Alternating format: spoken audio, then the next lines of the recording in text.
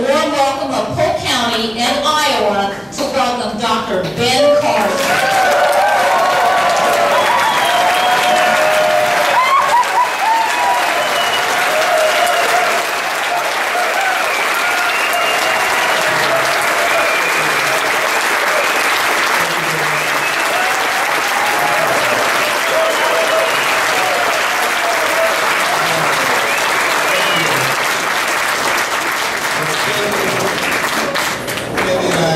Absolutely delighted to be with you here in Iowa. It's been a little while since we've been to Iowa, and wonderful, wonderful place, particularly for that corn. But just kidding. I absolutely am thrilled, and I want to thank all the organizers of the Polk County Republican Party for inviting us. You know, we're doing a little extension of our book tour that we started 2 months ago. And we said, let's do just a little 3-day Western extension. And this worked out extremely well. You know, the book is doing great. It's #2 on the New York Times bestseller.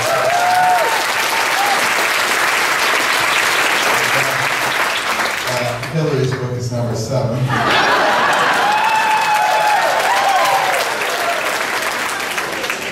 And you know, thanks to all the support from everybody, you know, it was #1 for 3 weeks. It's been as low as #5, and now it's on its way back up. So we love that. That's the kind of thing that we want to see, because the reason we really wrote that book is because the strength of our nation is in our unity. And that's why it's called One Nation. And, you know, one of the reasons that I hate political correctness so much is because all it does is it tries to divide us. You know, you have people who try to drive wedges into every single crack to create a war on women, race wars, age wars, income wars, religious wars. You name it, there's a war on it. Why do they do that? Because they want people to think that we don't have a good system here in America and we need to change it. But the fact of the matter is we have an excellent system here in America.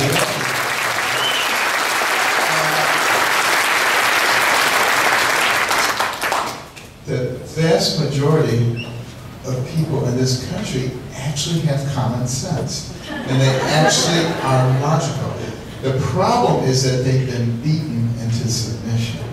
They've been beaten down by the media and by the secular progressive movement and the Alinskyites. If you've ever read Rules for Radicals, Saul Alinsky's famous book, 13 Rules, #1 rule: you make the majority believe that what they think is archaic, and no one with any sense thinks that way.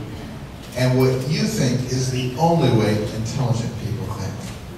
Now, of course, if you can get the media to act as an accomplice, you can really go very, very fast down that road. And that's what's happened to America.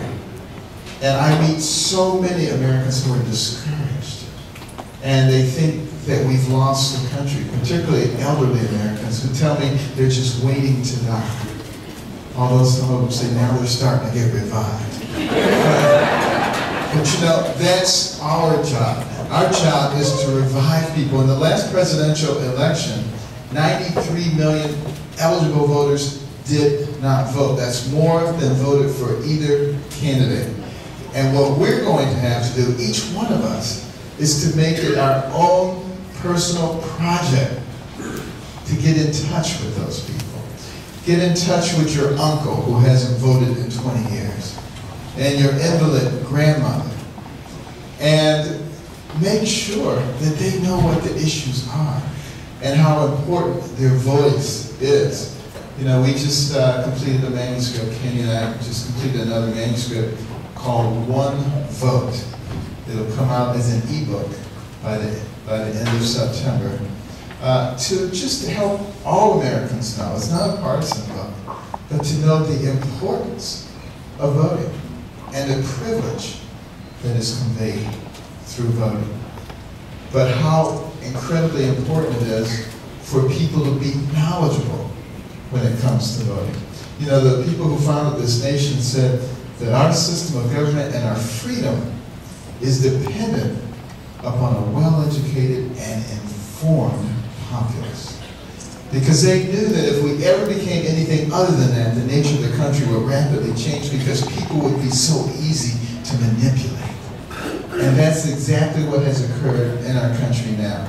You have vast, vast swaths of people who, when they go into the voting booth, they're just looking for a D or an R or a name that looks familiar.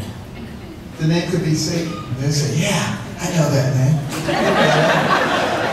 In many cases it is. And so that is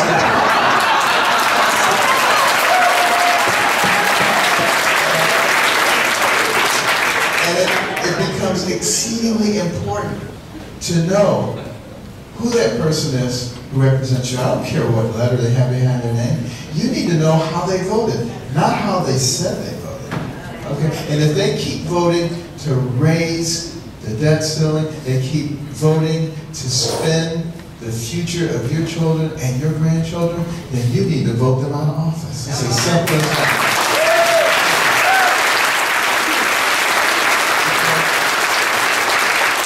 Because the power actually belongs to us, the people. But we have to exercise it in a wise way. And we don't want to let what America is go by the wayside. You know, I am so thankful that I was born in this country. Of all the places in the world, this is the best place to be. Because it doesn't matter what your circumstances are when you're born. I can remember as a youngster sitting on the ghetto stairs in Boston after my parents had gotten divorced. My mother only had a third-grade education, was one of 24 children. And I got married at age 13, and then subsequently discovered that her husband was a bigotist. And I remember telling that story at graduation at the University of Utah. Nobody thought it was that strange.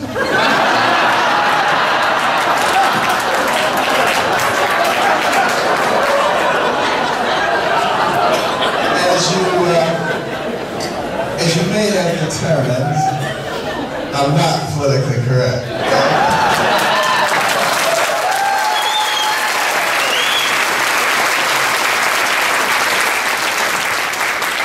In fact, I will digress for a moment. I hate political correctness. I think it is a destructive thing. It's antithetical to one of the founding principles of our nation, freedom of speech and freedom of expression. And people came to this country trying to escape from people who told them what they could say and what they couldn't say and where they could live and what they had to buy. And, you know, here we come reintroducing it through the back door through political correctness. And it keeps us from having honest conversations with each other, and that's how we solve our problems. You see, we the American people are not each other's enemies. It's those people who try to drive all the wedges into everything. They are the enemy. And what we have to do is get people to recognize who the true enemies are in this country. It's okay to have disagreements with people. That is not a problem. In fact, I say if two people agree about everything, one of them isn't necessary. So, but you know, we have to learn how to discuss things with each other and not get all huffy. And this is particularly important for conservatives, because how many times have you heard a conservative get angry after a primary and they say, well, I can't support that person because I don't agree with them about this one thing. And you agree with them about 90% of all the other stuff, but that one thing you say, nope, I'm taking my marbles and I'm going home. You know what? That's exactly what the secular progressives want to hear. They are rejoicing in the streets when you're saying that. And we've got to be mature enough to recognize that it's much easier to work with somebody we agree with 90% of the time than somebody who we disagree with 100% of the time.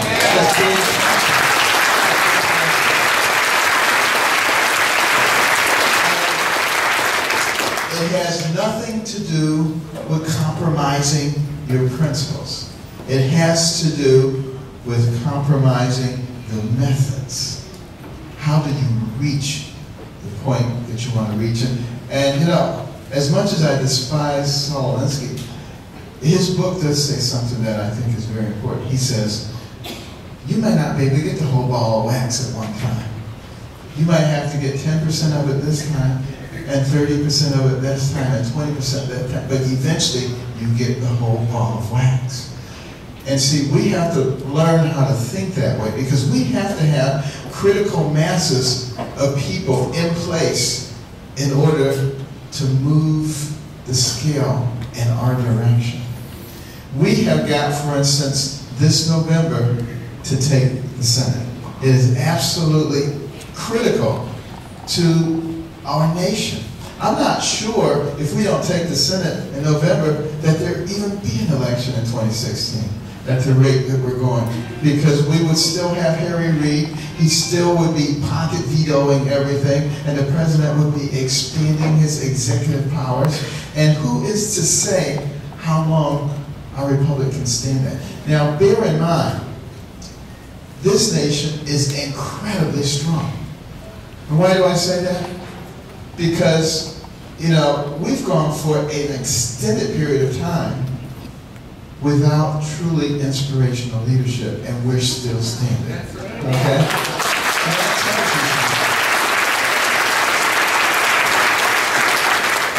That tells you something about the very fabric of our nation and how strong we are. And we can get through virtually anything, but it's going to require us to be brave once again, and to stand up and not to kowtow to the agents of political correctness. Now, they know that I don't fear them. In fact, I think they're silly. And you know, some of the things that they say are just so absurd. You know, a couple of days ago they were saying, Carson is criticizing the mother of Michael Brown. When basically all I said was, I think it is insensitive to trot this woman out in front of the national media when she is obviously emotionally distraught. Why would you do that to somebody? I just find that ridiculous. That's not a criticism of the mother, that's really more of a criticism of the media and the way that they do things. But you know how they like to turn things around. A couple of months ago, when I said that the VA scandal was a gift from God, because it gave us an opportunity to see what happens when you put layers and layers of bureaucracy between patients and healthcare providers. The next thing you know, they come out and say, Carson says God wants veterans to die. Oh. I mean, they're so absurd that I don't even find it necessary to answer them, because they don't need to answer them. They make themselves look like total fools. But what we do have to do is be brave enough to stand up to them, because see, the only weapon they really have is intimidation. They frighten people. They'll call you a name. You know, I just find all the name calling fascinating, but again, that's one of Saul Alinsky's rules. He says, never have a conversation with your adversary, because that humanizes them, and your job is to demonize them. And that's why, that's what you see all over the place. Demonization, calling names, getting off the subject. We have to be smart enough not to get off of that subject. And you'll notice, you know, when I'm on television, if I'm ever in a debating situation, they try to pull me off subject, I'm not going to go there. I won't go there. I will say, even if they call me a name, I'll say, now that you've completed your gratuitous attack, can we get back to the subject? You know, do it. And don't allow them to get under your skin. They like to rile you up. That's another one of Alinsky's rules. If you can get them angry, half the times their response will be irrational, and you can use that against them.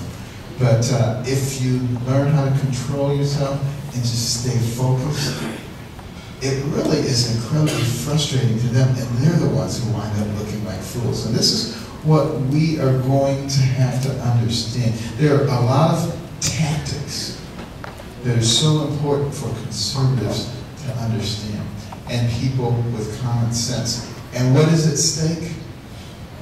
Our nation. That is what's at stake. Well, you know, back to me sitting on those ghetto stairs, looking through the building across the street, out of which all the windows have been broken. And it made me think about my future. And I remember thinking that I would probably never live to be beyond 25 years of age, as I saw that sunbeam streaming through those broken windows. Because that's what I saw around me. Both of my older cousins, who I adored, were killed. A lot of people that I knew were killed. There was so much violence. Winos, silence, gangs, rats, roaches, you name it. It was all there. My mother was out working 2, 3 jobs at a time as a domestic because she tried everything she could to avoid welfare. She didn't like the welfare system because even though she only had a 3rd grade education, she's very observant, and she noticed that no one she ever saw go on welfare came off of it. So she didn't want to go on it in the first place. And as difficult as her life was, she never felt sorry for herself. And that was a good thing. The problem is she never felt sorry for us either. So there was never any excuse that we could make that was good enough. You know, she would always say, do you have a brain? And if the answer to that was yes, then you could have thought your way out of it. It doesn't really matter what anybody else said or did. You know, that's probably the most important thing she did for us. Because learning how to find solutions and not just make excuses. That's one of the things that really propelled this nation to the pinnacle of the world in record time. Well, you know, I was still at that time a bad student. And my nickname was Dummy, that's what people call me. But I really did admire the smart kids. I would never tell them that. But I would, you know, the teacher would ask a question, up their hand would go, I would say, wow, how do they know all that stuff? They're the same age as I am. But, you know, my mother was very, very concerned. And she said, after praying to God for wisdom, we're going to turn off the TV set. And you boys are going to give me 2 book reports from the Detroit Public Library each week, written book reports, which she couldn't read, but we didn't know that. And she put check marks, highlights, and underlines, and I was not at all enthusiastic. But you had to do it. Back in those days, you had to do what your parents told you. There was no social psychologist saying let the kid express themselves. So, but you know, there I was reading these books against my will. But a funny thing began to happen. I began to know answers. The teacher would ask a question, I would know the answer. I got excited. Then I started reading on my own. My mother would say, Benjamin, put the book down and eat your food. I was always reading. Within the space of a year and a half, I went from the bottom of the class to the top of the class. Much to the consternation of a lot of the students who were teasing me and calling me dummy, who were now coming in and saying, Benny, how do you work this problem? And I'd say, sit at my feet, youngster, while I instruct you. I was perhaps a little obnoxious. But it sure felt good to say that to those turkeys. But you know, I just had a very, very different impression of who I was.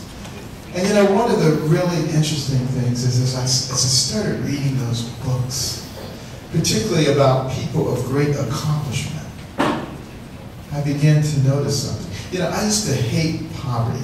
You know, some people hate snakes, scorpions, and spiders. I hated poverty. But as I began to read those books about people of accomplishment, poverty didn't bother me anymore. Because I began to understand that the person who has the most to do with what happens to you in life is you. It's not somebody else. It's not the environment. It's you. It's the choices you make. It's the energy you decide to put behind those choices. And you see, that's what we have got to start teaching young people in this nation again. Nobody else is responsible for what happens to you except for you. You make those decisions.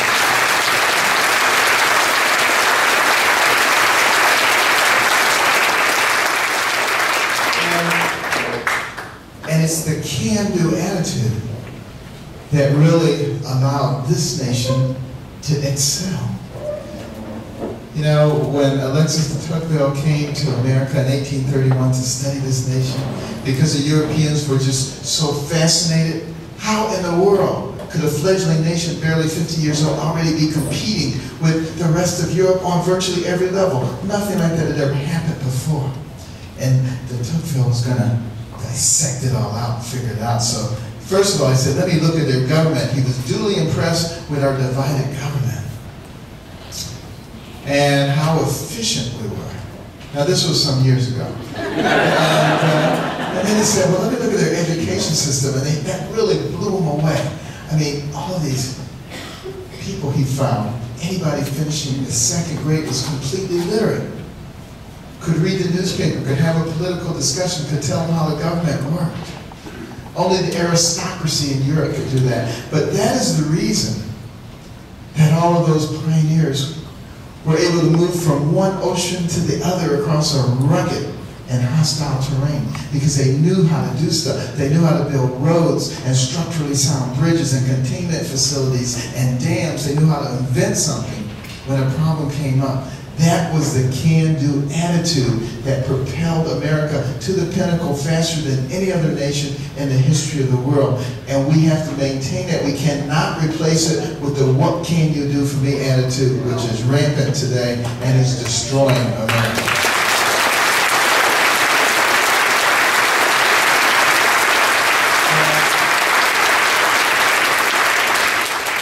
That doesn't mean by any stretch of the imagination that we are not compassionate people.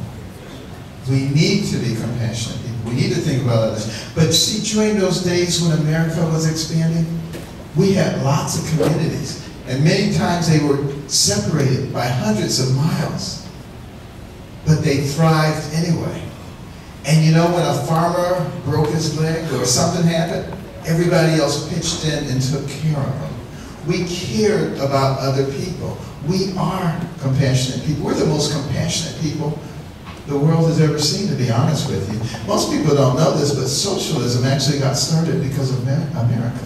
Because the Europeans, they looked over here and they saw people like the Fords and the Carnegies and the Mellons and the Vanderbilts and the Kellogg's, and you know, they said, those people are too rich. They got so much money. You got everybody else. You can't run a system like that. You have to have an overarching government that receives all the funding and then equitably redistributes it. Have you ever heard anything like that? But you know what they did not understand about America? All of those names that I just gave you, instead of hoarding money and just passing it down from generation to generation like they did in Europe, they built the infrastructure of this nation. They built the transcontinental railroad. They built factories and textile mills. They built a mechanism that empowered the middle class, that created the most dynamic middle class the world has ever known, which rapidly propelled us to the top.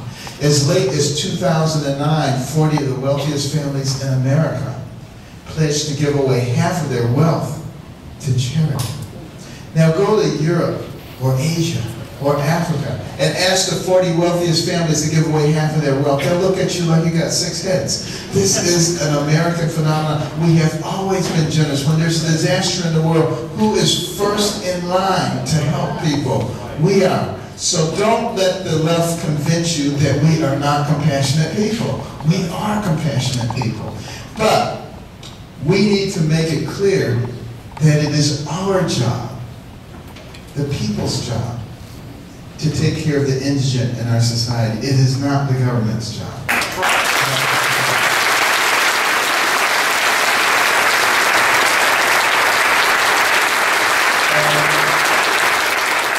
There are many ways that we can do it.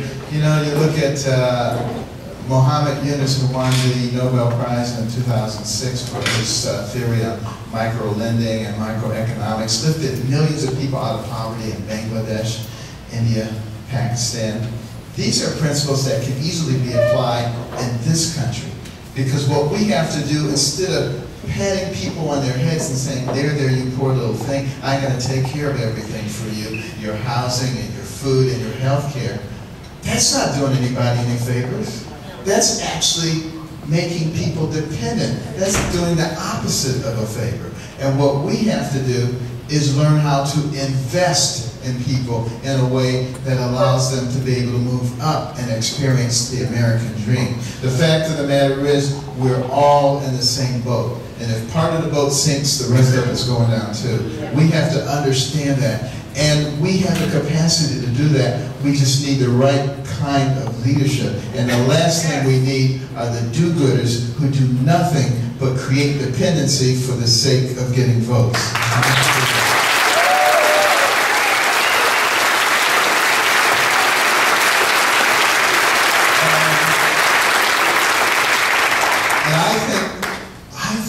That the people who have experienced the frustration, the kind of frustration that leads to the tinderbox situation that we see in Ferguson, I think those people are ripe for a new message.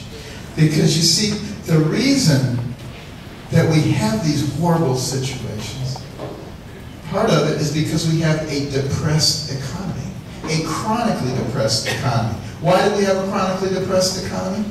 Because every week, dozens and dozens of new regulations coming out of Washington, encircling business, industry, academia. Anybody who doesn't cooperate, you just pull the noose on them. The government is getting to the point where they can control everything. This is exactly what happens in communist countries. It's happening in our country, and we don't even know it, and we have to stop it. We cannot allow that.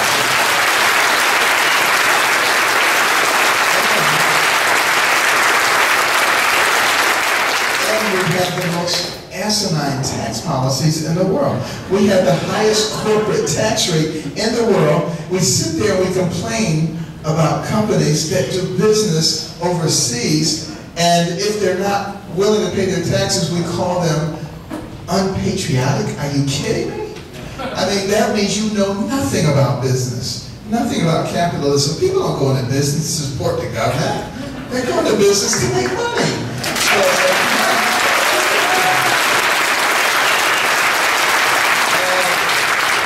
What a wise government will do is create an environment that is conducive to business being successful. These are the kinds of things we have to think about. You know, I'm just barely scratching the surface here. I mean, but that's why Candy and I wrote the book, One Nation. And I have to tell you, you know, the first 4 books that I wrote, and many of you I'm sure have read, Gifted Hands, Think Big, all did very well, all were bestsellers. But the last 2 books, America the Beautiful and One Nation, the first ones that I wrote with my wife Candy, and the first ones to become #1 New York Times bestsellers.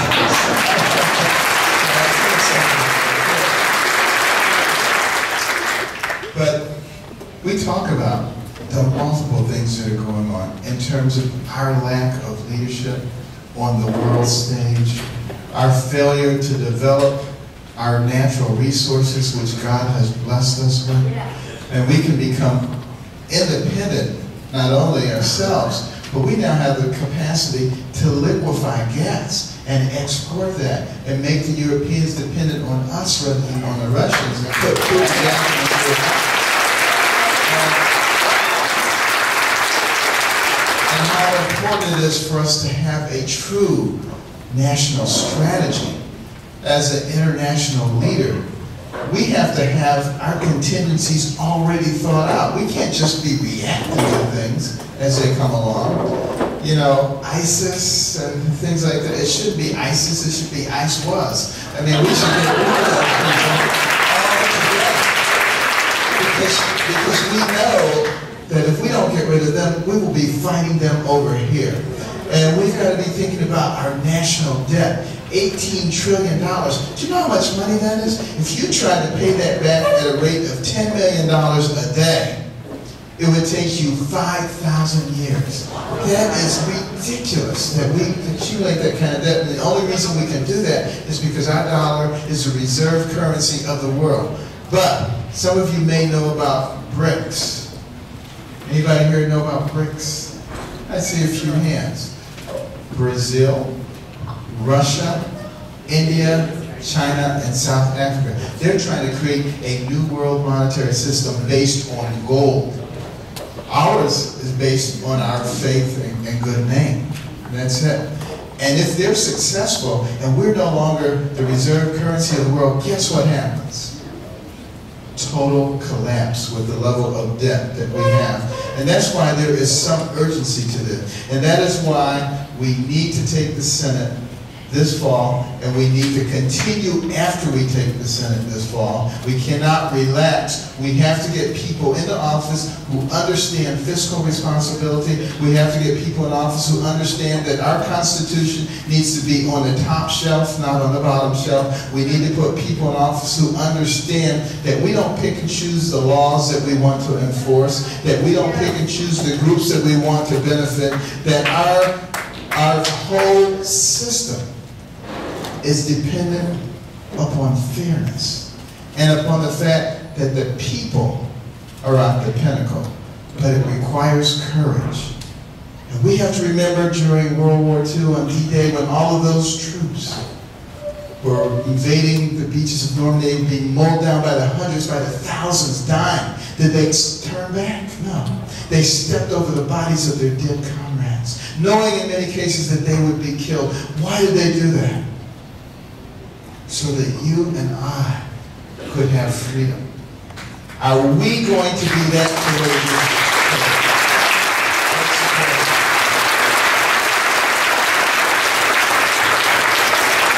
And we must understand that freedom is not free. And the next time you're singing the national anthem and you get to the end of that first stanza, and it says, the land of the free and the home of the brave. Don't just let those words roll off your tongue, but understand that the only way that we can be free is if we're brave. Thank you very much.